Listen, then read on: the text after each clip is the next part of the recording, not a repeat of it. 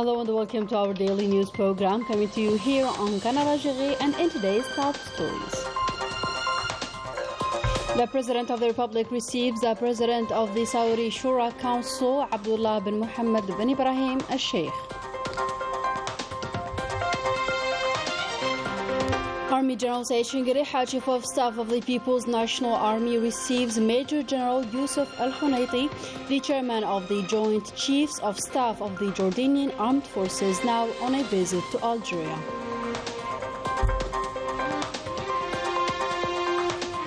Algeria is celebrating today the World Press Freedom Day with key changes of the organic law meant to ensure and respect the professional ethics. And Roger Winterhalter, a great friend of Algeria, is back to Constantine to recall his fight for the national fair cause, and more hints by the end of this bulletin. Good evening and welcome back. We kick off our news with the President of the Republic, who received on Tuesday the President of the Saudi Shura Council, Dr. Abdullah bin Mohammed bin Ibrahim al-Sheikh. The audience took place in the presence of the President of the Council of the Nation, Salah Goujil, and the Principal Private Secretary of the Presidency, Mohammed al-Nadir al-Arbawi. Later on, the President of the Saudi Shura Council made the following statement.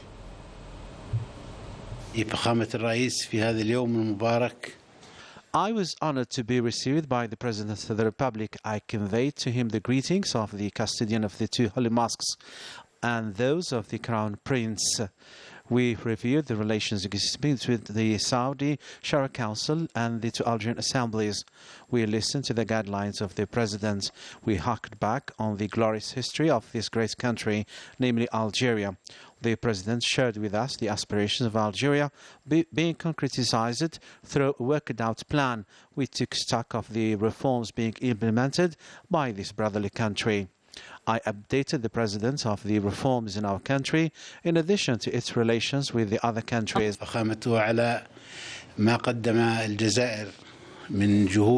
thank the President for the effort made by Algeria to back the cause of the Arab world, namely the Palestinian one, and the other fair causes, in addition to the support of the Saudi Kingdom relating to what is undertaking. Algeria has always sided with Saudi Arabia.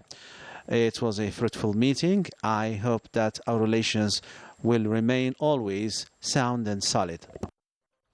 The President of the Saudi Shura Council was equally received by the President of the Council of the Nation, Salah Goujil.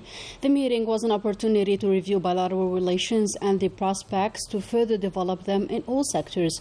For his part, Dr. Abdullah bin Mohammed bin Ibrahim al-Sheikh affirmed that the Algerian-Saudi relations are at their best under the aegis of the two leaders. He also discussed the cooperation agreements recently signed and which represent one of the recommendations of the Algerian-Saudi Coordination Council.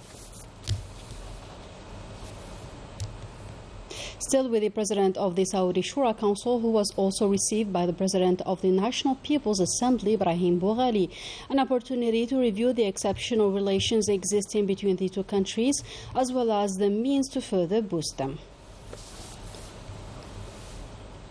In a different context, the Chief of Staff of the People's National Army, Army General Said Shingiriha, received on Tuesday at the headquarters of the People's National Army Major General Yusuf Ahmed al-Hunayti, the Chairman of the Joint Chiefs of Staff of the Jordanian Armed Forces, now on a working visit to Algeria at the head of an important military delegation. Report by Melissa Kebash.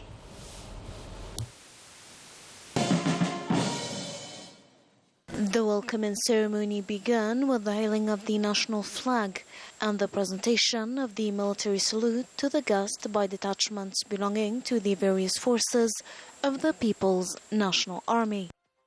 Present during the meeting, the Secretary General of the National Defense Ministry, commanders of forces, heads of departments, central directors representing the People's National Army's staff, and the National Defense Ministry, alongside members of the brotherly Jordanian military delegation. The two parties discussed the security challenges in the Arab region and the African continent and exchange of views on various issues of common interests, as well as ways and means of further strengthening the military cooperation between the two countries. On this occasion, the Army General delivered a keynote speech where he welcomed the visiting delegation, stressing that this visit is an opportunity to work so as to promote the common military cooperation to the highest levels, which will benefit the two parties. أسعد اليوم باستقبالكم بمقر أركان الجيش الوطني الشعبي معربا لكم وللوفد المرافق لكم على أسمى عبارات الترحيب. Adding that this visit comes in a context marked by the visit carried out by the King Abdullah II to Algeria on December 2022 at the invitation of his brother, the President of the Republic, Supreme Commander of the Armed Forces, Minister of National Defense, meant to strengthen the brotherly ties between the two countries, allowing the consolidation of cooperation in many fields. والمودة بين البلدين فقد سمحت بترسيخ علاقات التعاون في العديد من القطاعات. Army General Said Shingriha also praised the military cooperation between the two countries, indicating that the various threats can only be faced through the establishment of diversified and beneficial military cooperation, marked by mutual understanding in many sectors in line with the common will of the two sides.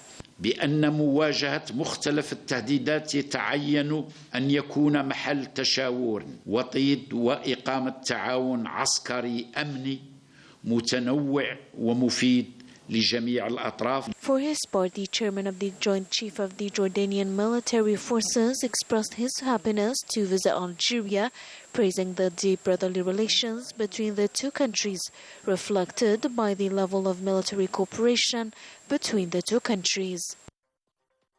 At the end of the meeting, the two parties exchanged symbolic gifts before Major General Youssef Ahmed Al-Hinati signed the Golden Register of the People's National Army.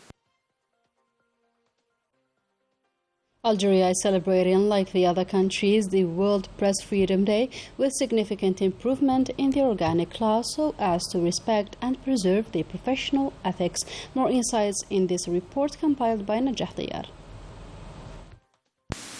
Convinced of the communication importance in the path of the new Algeria, the President of the Republic has made freedom of the press an immutable principle enshrined in 2020 Constitution. Moreover, the new law of the information recently adopted is a part of the concretization of one of his 54 commitments. The need to ensure the transparency of media financing is also emphasized, as well as the professional press right to access to information sources within the framework of the respect for the law, the right of protection, independence of journalists, and professional secrecy, in order to clearly make an end to the old practices which previously ran the media scene. The objective is to define the professional journalist status with precision in all media specialities and also to moralize the profession. The journalist now benefits from several guarantees, therefore the legal protection of his work and any form of violence or intimidation of the journalist while accomplishing his missions is now punished by the law. Media now is required to declare the source of their financing and justify the possession of a national capital. They are also prohibited from being funded by foreign parties. Worth to be mentioned, the promotion of institutional communication is included in the sector strategy that allows the journalists to access to information and to provide citizens with reliable information. Through all these profound reforms and innovation changes, it is thus established that certain democracy goes through a real, responsible freedom of expression. The launch of websites to defend Algeria against tendentious allegations. This was announced on Tuesday by the Communication Minister Mohamed Bouslimani, who chaired a training session for the benefit of online press held at the International Press Center. The minister affirmed that the institution of law for the organization of the e-press is the embodiment of the state's commitment to promote this activity according to the law. In a new development, the Minister of Trade, Tayyip Zitouni, received the President of the National Assembly of Zimbabwe, Jacob Mudenda, with whom he evoked the means to consolidate and develop the commercial and economic relations. The two parties highlighted the importance of reactivating the Algerian-Zimbabwean Commission in quest of giving a new dynamic for the relations between the two countries. During this meeting, Tayyip Zitouni indicated that in light of Algeria's new approach regarding the African market, it is necessary to intensify meetings to exchange information and expertise in the different sectors. The President of the National Assembly of Zimbabwe, for his part, stressed the importance to explore the partnership opportunities and create twinning programs between the Algerian and the Zimbabwean businessmen. And the spokesman of the Foreign Affairs Ministry indicated that Algeria is the sole country that has never called for freezing the Maghrebian institutions' activities as against the allegations of the former Secretary General of the Arab Maghreb Union, whose mandate has expired, according to the same speaker, who affirmed in a statement that Algeria sticks to its strong determination to fulfill the reform process of the Union and meet its people's aspirations. Abroad, the French associations supporting the Sahrawi cause launched a new campaign to denounce the prohibition by the Moroccan occupier to access the Sahrawi territories. 3 letters were addressed to 3 officials: the European Union's representative for Foreign Affairs, the Spanish Minister of Foreign Affairs, and the head of the Spanish government. Observatories, lawyers, journalists, and foreign parliamentarians firmly denounce this prohibition, which constitutes an obstacle which prevents to inquire about the situation of human rights in Western Sahara. Nigerians' trade unions pleaded on Monday for the right of the Sahrawi people for independence and freedom. They called on the international community and the UN to exert all forms of pressure to compel Morocco to respect international legality. And in support of Western Sahara, the Spanish presidential candidate, currently the Spanish Labor Minister Yolanda Diaz, reiterated her support for the Sahrawi cause and the right of the Sahrawi people to self-determination. Story by Melissa Krvash. Current Spanish Labor Minister Yolanda Diaz reiterated her support for the just cause of the Sahrawi people and their right to self-determination and independence. In her response to a question relating her position towards Western Sahara and the issue of Prime Minister Pedro Sanchez, who became the #1 ally of the Makhzen's policy, Yolanda Diaz affirmed that if she becomes president, she will rescind without any doubt the agreement with Morocco, qualifying it with dictatorship. Considered as one of the main Spanish political figures, Diaz reiterated through this commitment the position of her political party, which from the beginning placed the protection of human rights and social justice around the world as main axis in her action plan. She also indicated that her country will use all means of influence to put pressure on Morocco when it comes to the Western Saharan cause. As for her party, it insisted on the fact that the Spanish government must stop supporting the inclusion of Western Sahara in bilateral cooperation accords between the European Union and Morocco, which were invalidated by the Justice Court of the European Union. Sports now, the under-17 national team sustained a tough defeat to Senegal with 3-0 as part of the AFCON competition being held in Algeria. The national hopefuls will have to beat the Congolese team in the last game of the group stage in quest of a possible progress to the second round of the competition. We head now to Constantine for a meeting with a friend of the Algerian Revolution, Roger Winterhalter, who, despite being in the French army at the time of war, he did not hesitate to embrace the Algerian fair cause. Further details with Najah Dayar. Roger Winterhalter, a friend of the Algerian Revolution, this tireless anti-colonialist militant is a friend from Alsace. He committed to the liberation war when he was a young conscript in the French army in Algeria in 1960.